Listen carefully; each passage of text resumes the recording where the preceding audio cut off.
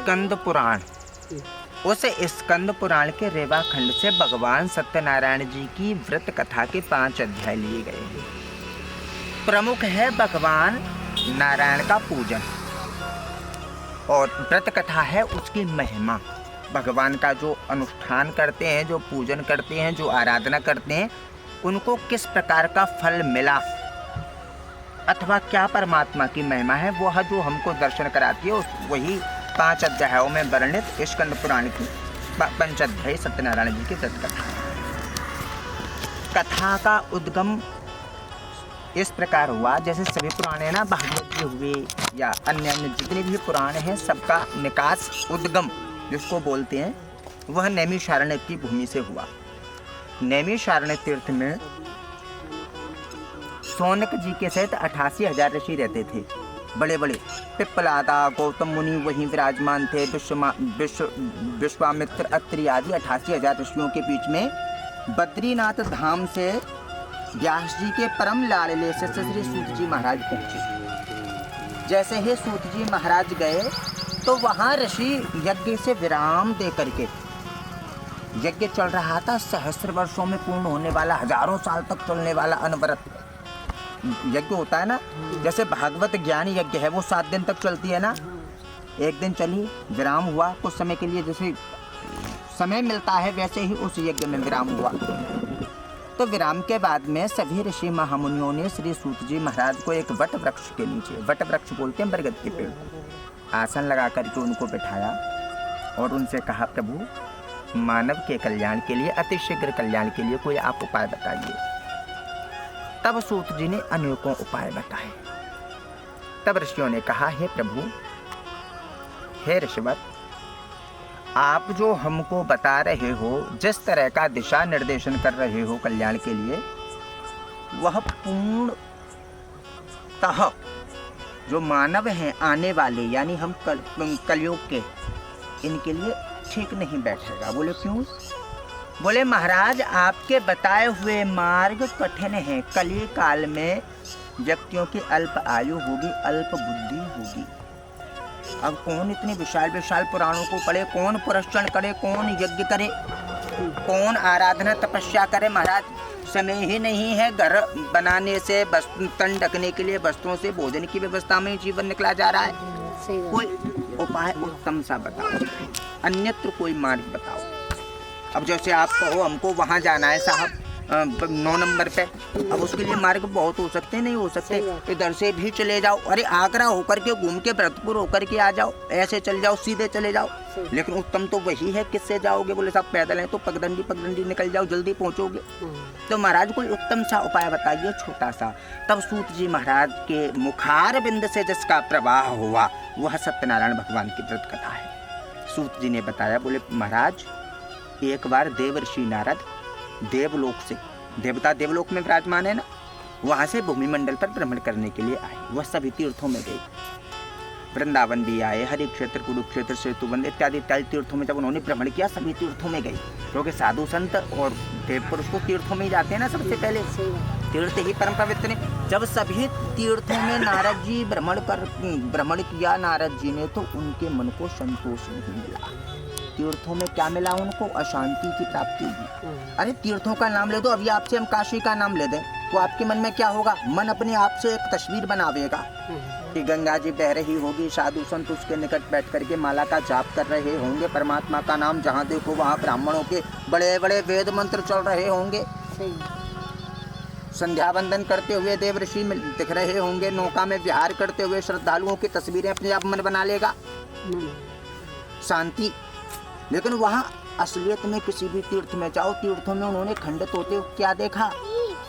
अब अन्यत्र जगह जाओ जहाँ 5 रुपया किराया लगेगा, आपके वृंदावन में 50 रुपया लगेगा। यहाँ पानी की टिकिया आप खाओ साधारण 10 रुपया की मिलेंगी, वहाँ उनको 100 रुपया की दे रहे हैं। तीर्थों में शोषण हो रहा है कि नहीं हो रहा है श्रद्धालुओं का?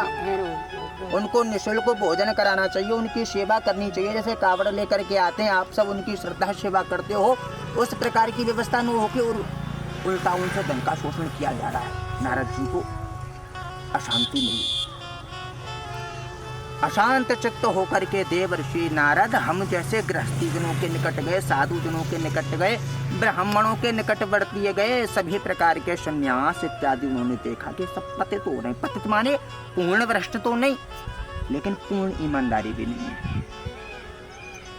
अगर हमसे ही कहा जाए, पूछा जाए क्या आप एक सच्चे पति बन पाए, तो हर पति ये कहेगा सच्चा तो नहीं बन पाया, प्रयास तो पूरा किया, कहीं तक के पति हैं।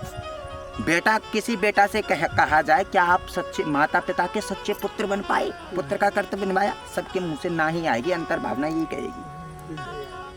तो पूर्ण तो नहीं बन पाए, लेकिन कुछ बन गए। ऐसे ही साधु संतों को देखा कि पूर्ण रूप से तो भ्रष्ट नहीं है, लेकिन जो पूर्ण सुख मिलना चाहिए, नारद जी को पूर्ण शांति मिलनी चाहिए, वो नहीं मिली। ब्राह्मणों को वेद पढ़ाने का धन लेते हुए देखा। ये संस्कृत की विद्या निःशुल्क बताइए, आज भी जाओ, रमण लेते जाओ, वृंदावन जाओ, कहीं भी जाओ, आज भी संस्कृत की विद्या काशी तक निःशुल्क वितरण की जाती है, शुल्क नहीं है। देखा कि ब्राह्मण शुल्क लेके पढ़ा रहे हैं, साधु संत त्यागी महात्मा सब धन अर्जन में लगे हुए हैं। गृहस्थियों के यहाँ कलखन मची हुई है, कहीं शांति ही नहीं है, घर में परिवार में सब जगह अशांति अशांति जब दिखी तो नारद जी महाराज को बड़ा दुख हुआ। और हम सबके कल्याण के लिए, देखो जो पाप करेगा वो तो पाप पुण्य, सीधी सी भाषा में आ जाओ, बहुत ज्यादा विस्तार में न भी जावे। पाप करने वाला नरक और पुण्य करने वाला स्वर्ग वैकुंठ इत्यादि में जाएगा। तो महाराज जब सब पाप कर रहे हैं, सब अपने धर्म से विमुख होते जा रहे हैं, तो अपराध तो है ही, कर्म दंड भोगना ही पड़ता है, कर्मों का दंड भोगना पड़ेगा। नारद जी ने देखा इन सब की अधोगति न हो जाए, उनको दुख हुआ। संतों को परपीड़ा का दुख होता है, नारद जी संत हैं। अब इसके उत्थान हेतु कैसे इनका कल्याण हो, उद्यम करने के लिए भगवान नारायण के श्रीधाम में गए और भगवान श्री हरि को वहां क्षीर सागर में विराजित देखा, शेष सैया पर। लक्ष्मी जी उनके चरण दबा रही हैं। ऐसी दिव्य छवि का आप भी दर्शन करें। उन्होंने भी दर्शन किए, प्रणाम किया। तब नारद जी को भगवान श्री हरि ने कहा, कुतः चिंता करो भगवान। हे नारद, आप तो कभी चिंतित रहते ही नहीं हो, लेकिन आपको आज क्या चिंता है, आपके मुख पे यह चिंता दिख रही है। तब नारद जी ने पूरी भूमि की घटना बताई, जो साधु संत तीर्थ इत्यादियों की हमने आपको बताई, और कहा महाराज उनको मैं दुखी देख करके आया हूँ, उनके दुख की निवृत्ति हो जाए, ऐसा आप कोई हमको मार्गदर्शन बताओ। तब स्वयं सत्यनारायण भगवान ने सत्यदेव पूजन का विधान बताया। सत्यनारायण भगवान की व्रत कथा ये चल रही है ना हम सब में, व्रत कथा नहीं है। व्रत कौन रहता है, आप कोई व्रत रहा, या जिसके जहाँ कथा होती है वो व्रत रहता है। भगवान का प्रसाद ही गेहूं के आटे को पीस के बनाया जाता है, व्रत का खाक रहेंगे। सही है। व्रत का तात्पर्य केवल भोजन के व्रत से नहीं है, आजीवन व्रत रह सकते हैं। इतने पदार्थ हैं खाने के व्रत में, पूरे जीवन व्रत रखा दो, हम आपको अच्छे अच्छे फल देते रहो, मूंगफली खिलाते रहो, और भी न जाने क्या क्या खाने के व्रत के सौदा व्रत अल्लाह के। भगवान सत्यदेव का तो पूजन बताया है, ये तो महिमा है, तो जो कथा सुनाई जा रही है आपको, ये महिमा व्रत करने की जो प्रक्रिया है, भूमिका है, देव ऋषि नारद को, संत नारद जी को भगवान नारायण ने बताई।